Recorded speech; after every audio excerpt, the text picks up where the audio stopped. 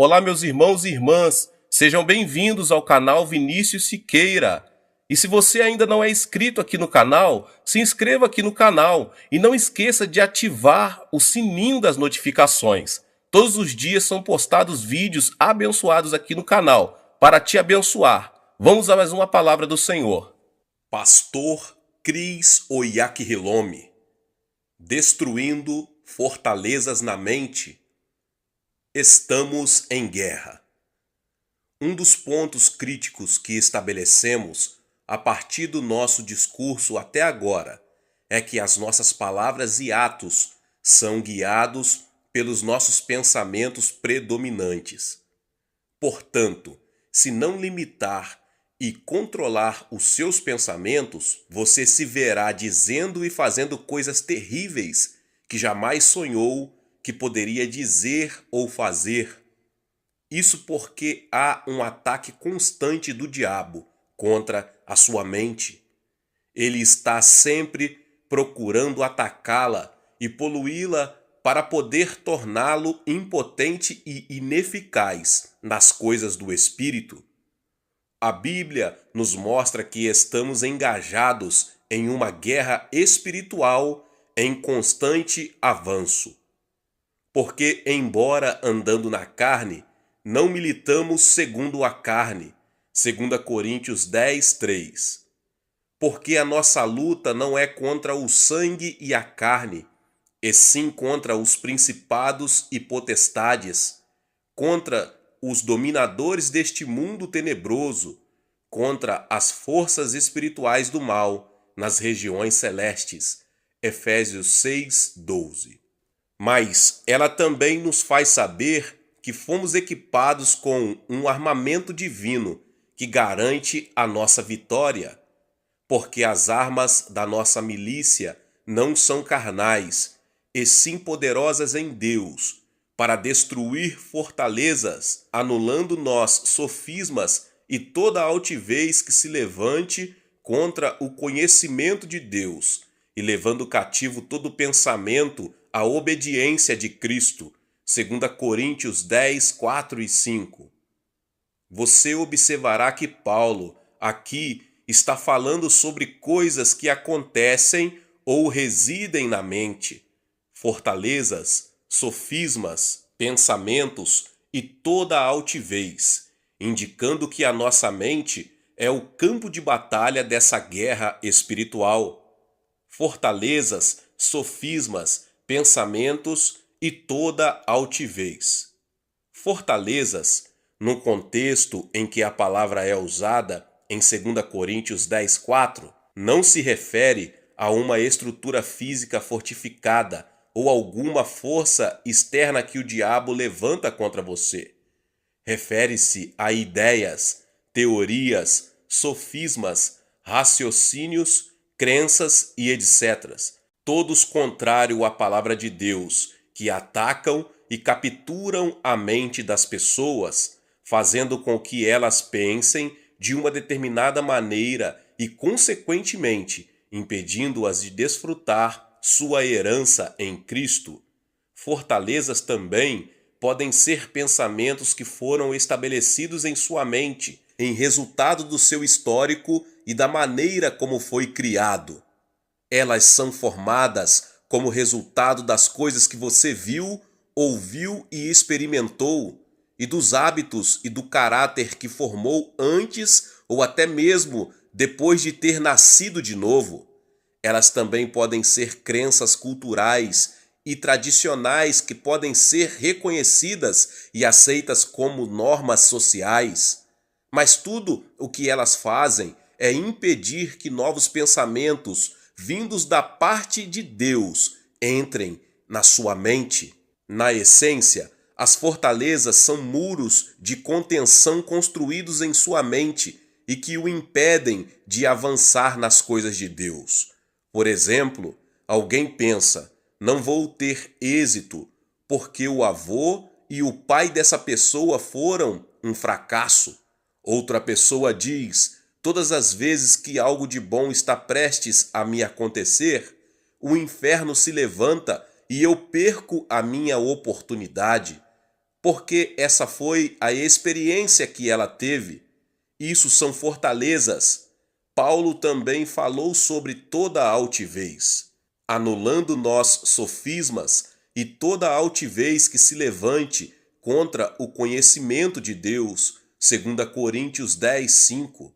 Isso se refere a sistemas éticos, religiosos e filosóficos falsamente enaltecidos, estabelecidos por homens para se opor e desafiar o conhecimento de Deus. São eles opiniões, dogmas, mentalidades, tendências, superstições e crenças vãs e infundadas que se tornaram barreiras erguidas na mente das pessoas contra o conhecimento de Deus. Mas graças sejam dadas a Deus, que nos fortaleceu com uma armadura impenetrável e nos tornou invulneráveis a esses ataques satânicos contra a nossa mente. A palavra nos mostra que fomos equipados com armas que são poderosas em Deus para expulsar todo pensamento e anular todo sofisma apresentado a nós pelo diabo, para derrubar toda altivez que se exalte acima do conhecimento de Deus e para levar cativo todo pensamento para obedecer a Cristo, a palavra. Com nossas armas, somos capazes de libertar os homens que estão sendo mantidos cativos por meio dessas manipulações satânicas. Aleluia! A armadura de Deus. Definimos que estamos engajados em um conflito contra as forças satânicas, quer gostemos disso ou não, quer estejamos cientes disso ou não. E como se trata de uma guerra espiritual, só podemos enfrentar o inimigo usando armamento espiritual. 2 Coríntios 10, 4. Em Efésios 6, do 13 ao 17, Paulo enumera as diferentes partes da nossa hábil e impenetrável armadura. Portanto, tomai toda a armadura de Deus, para que possais resistir no dia mau e depois de terdes vencido tudo, permanecer inabaláveis. Estais, pois, firmes, cingindo-vos com a verdade e vestindo-vos da couraça da justiça, calçai os pés com a preparação do evangelho da paz, embraçando sempre o escudo da fé, com o qual podereis apagar todos os dardos inflamados do maligno. Tomai também o capacete da salvação e a espada do Espírito, que é a palavra de Deus. Portanto, eis em que consiste a nossa armadura. Número 1, o cinturão da verdade. Número 2, a couraça da justiça. Número 3, os sapatos da preparação do evangelho. Número 4, o escudo da fé. Número 5, o capacete da salvação. E número 6, a espada do Espírito. Olhando de perto para cada uma dessas armas, você observará que somente uma, a espada do Espírito, é uma arma de ataque. Todas as outras servem para nos defender contra ataques. A tradução do versículo 16 em algumas versões, como na Almeida Corrigida Fiel, por exemplo, talvez esteja um pouco equivocada. Ela diz: tomando sobretudo o escudo da fé, com o qual podereis apagar todos os dardos inflamados do maligno. E parece sugerir que o escudo da fé é o item final e mais importante da armadura do cristão. Um comentário esclarecedor de W.G. Conibiare argumenta que, se fosse esse o caso, o escudo da fé teria sido colocado por último, mas Paulo prossegue e menciona mais 2 itens da armadura depois dele. Assim, em lugar de sobretudo, Conibiare diz que a tradução correta seria: tomem para cobri-los o escudo da fé, com o qual vocês poderão apagar todos os dardos inflamados do maligno. Efésios 6,16. A Bíblia Amplificada traduz da seguinte forma: ergam por cima de tudo o escudo como cobertura da fé salvadora, sobre o qual vocês podem apagar todos os mísseis inflamados do maligno.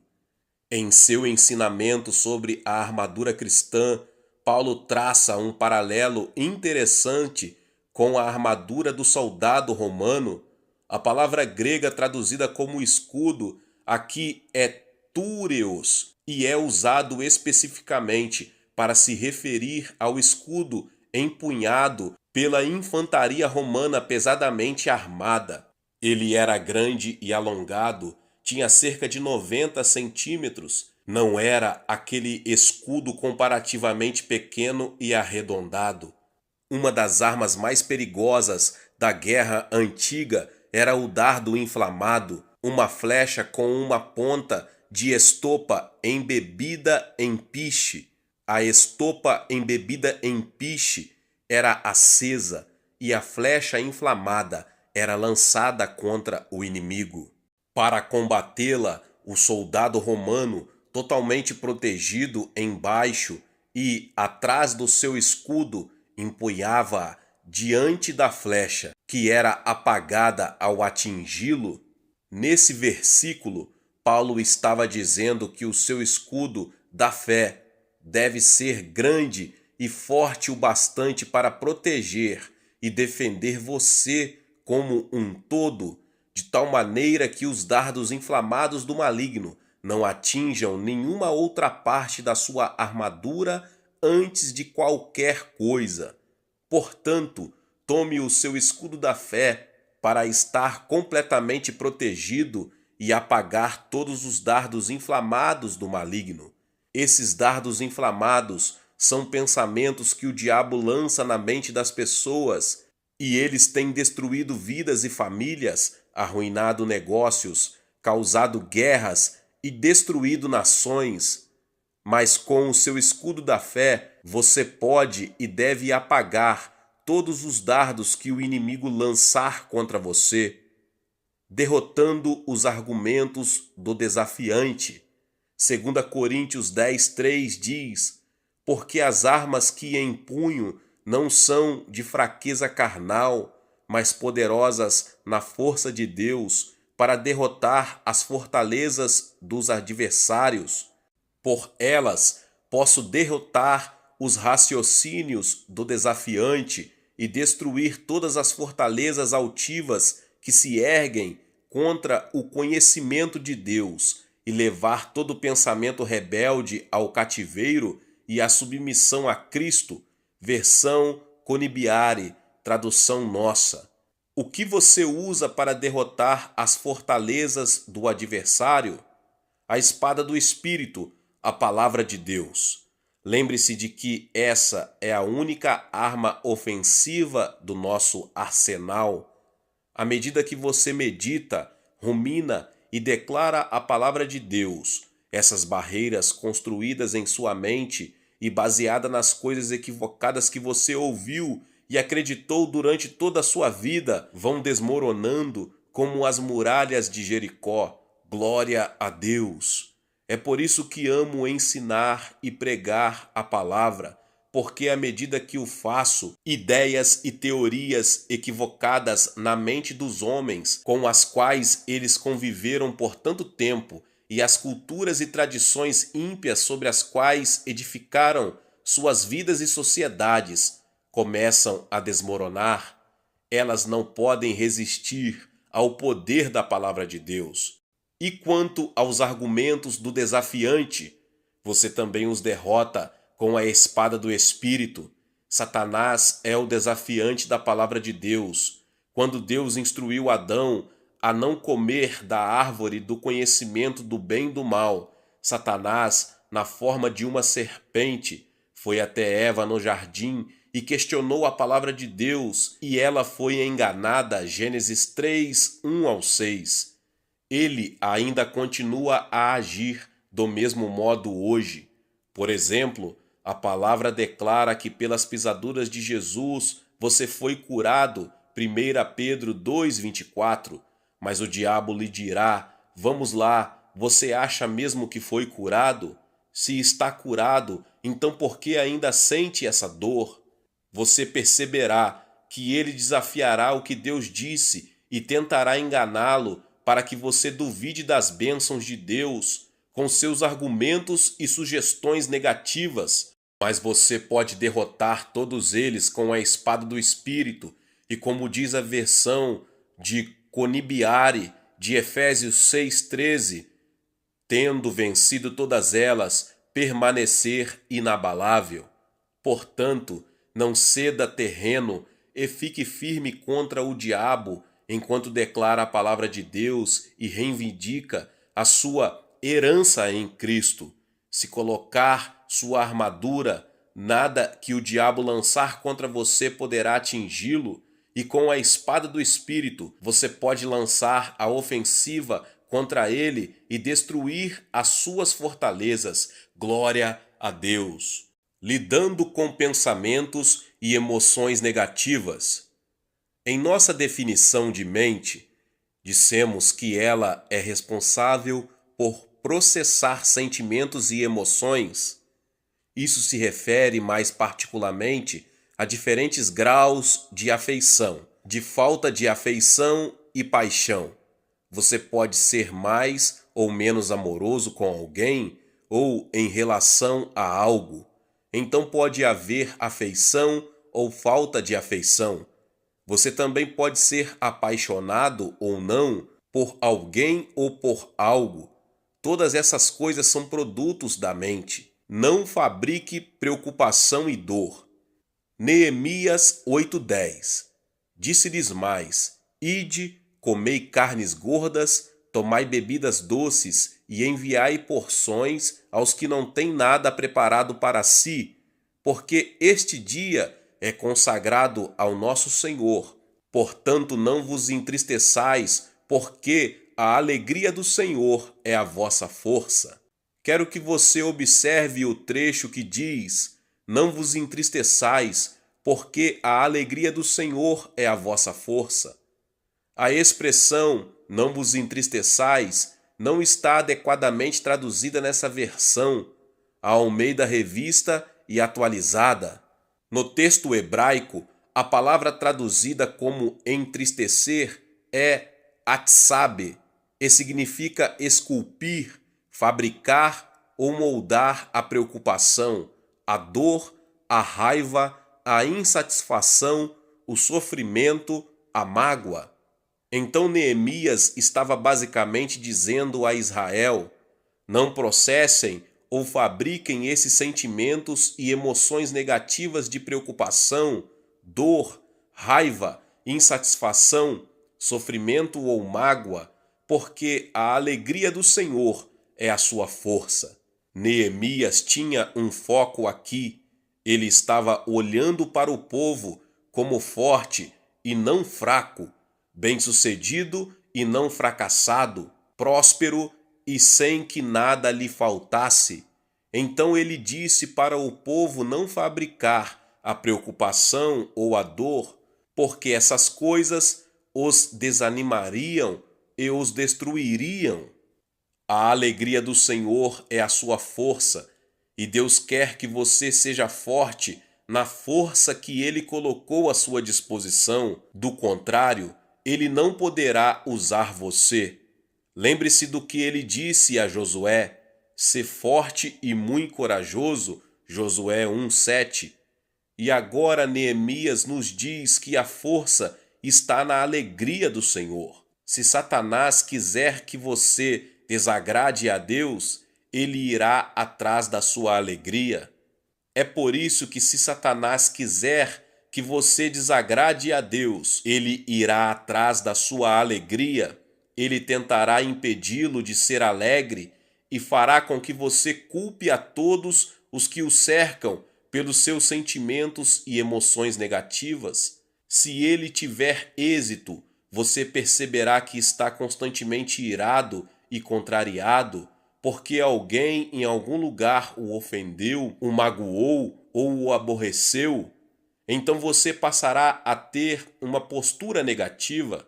Mas o que está acontecendo, na verdade, é que você está se tornando mais fraco espiritualmente, porque permitiu que Satanás roubasse a alegria do Senhor, que deveria ter sido a sua força. Se o Senhor diz: não crie, fabrique ou processe a dor, o desprazer, o sofrimento e a preocupação, ele está lhe dizendo que se você não reproduzir ou processar essas coisas na sua mente, elas não terão influência ou poder sobre você. Deus disse a Josué: serei contigo, não te deixarei, nem te desampararei. Ser forte e corajoso, porque tu farás este povo herdar a terra, que sob juramento prometi dar a seus pais. Tão somente ser forte e muito corajoso. Josué 1, 5-7. Você é alguém que manifesta a justiça de Deus, que revela a sua luz, que espalha a sua bondade. Não permita que o caráter de Satanás se mostre através de você. Como Josué, o Senhor está lhe pedindo para ser forte e muito corajoso. Mas como você vai ser forte? Essa força vem da alegria do Senhor, e essa alegria é expressa através do canto, do riso, da dança, das palavras de louvor e da amorosa harmonia que você tem com os seus irmãos e irmãs no Senhor quando lhes diz palavras positivas, edificantes e encorajadoras. Recuse-se a permanecer dominado pela dor, pelo desprazer, pela preocupação e todos esses sentimentos e emoções negativas. Não fixe a sua mente no fracasso ou naqueles que estão tentando criar problemas para você. Não fixe a sua mente nas palavras negativas, perniciosas ou cheias de ódio dessas pessoas. Você nasceu de Deus e tem a sua natureza. Você foi criado à sua imagem, portanto pense e haja como Ele. Você é um filho de Deus, alguém que manifesta a sua justiça. Ver 2 Coríntios 5, 20 e 21. Alguém que revela a sua luz e que espalha a sua bondade. Portanto, não dê vazão a nada negativo. Não permita que o caráter de Satanás se mostre através de você. Talvez haja uma pessoa em sua vida com a qual você não tem um bom relacionamento, alguém com quem tenha decidido nunca mais falar por causa de alguma coisa errada que ela fez a você. Mas essa atitude é contrária à natureza de Deus. No nosso reino, não fazemos inimigos. Eles talvez se declarem como nossos inimigos, mas nós só fazemos amigos. A Bíblia diz: mas Deus prova o seu próprio amor para conosco pelo fato de ter Cristo morrido por nós, sendo nós ainda pecadores. Romanos 5, 8. Tenha uma postura semelhante à de Cristo. Não espere que o ofensor peça perdão antes de perdoá-lo e de falar com ele outra vez. Em vez disso, haja como Deus, que concede o seu amor aos pecadores, mesmo quando eles não o reconhecem. Conceda o seu amor, atenção e cuidado aos outros, mesmo se eles o desprezarem e desrespeitarem. Dê espaço para a justiça de Deus no seu espírito e você será sempre feliz. Reaja espiritualmente e não emocionalmente. As pessoas ao seu redor podem estar reagindo de modo negativo, emocionalmente, mas você precisa aprender a reagir a partir do seu espírito. Deus quer a palavra dele no seu espírito e também quer controlar a sua mente.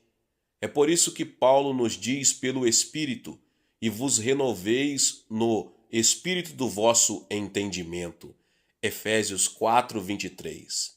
Aprendemos em Romanos 12, 2 a transformar nossas vidas com a nossa mente. E não vos conformeis com este século, mas transformai-vos pela renovação da vossa mente, para que experimenteis qual seja a boa, a agradável e perfeita vontade de Deus. Quando eu era um jovem cristão, esse foi um dos primeiros versículos que me ensinaram, e que memorizei quando estava crescendo na igreja. Ele diz que é a sua responsabilidade renovar a sua mente. Observe também que ele não diz apenas para ser transformado pela renovação da sua mente. Ele vai além, ele diz que, renovando a sua mente, você provará qual é a boa, a agradável e perfeita vontade de Deus. Leia esse versículo lentamente para si mesmo e medite nele. Ele é a palavra de Deus e ela foi designada para gerar resultados em sua vida. Permita que somente o melhor em você venha à tona. Se perceber que está expressando qualquer emoção ou atitude negativa, arrependa-se e corrija-se rapidamente. Diga: Pai, eu não sabia que podia ser tão impaciente. De hoje em diante, rejeito a impaciência em nome de Jesus. Se em vez de reagir em amor, você perceber que está agindo com ódio, raiva ou amargura, diga: Pai, em nome do Senhor Jesus, rejeito isso. Esses sentimentos não terão poder sobre mim. Não permita que nada, nem ninguém gere o pior em você. Não manifeste atributos que vão totalmente contra Deus. Recuse-se a permitir que a sua vida seja uma enxurrada de expressões satânicas. É por isso que gosto daquela canção que diz: Satanás não tem autoridade aqui neste lugar. Ele não tem autoridade aqui, pois esta habitação foi criada para a presença de Deus. Ele não tem autoridade aqui. Essa é uma daquelas canções que, quando cantamos, nos ajudam a conduzir nossa vida na direção certa. Você é a habitação do Senhor, criado para a sua presença.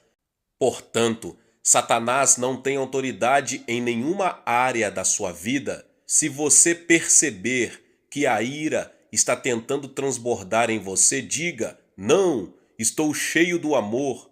Então, se dirija à ira: ira, você não tem autoridade no meu coração, pois sou a habitação do Senhor, criada para a sua presença. Quando fizer isso, o amor de Deus surgirá e encherá o seu coração.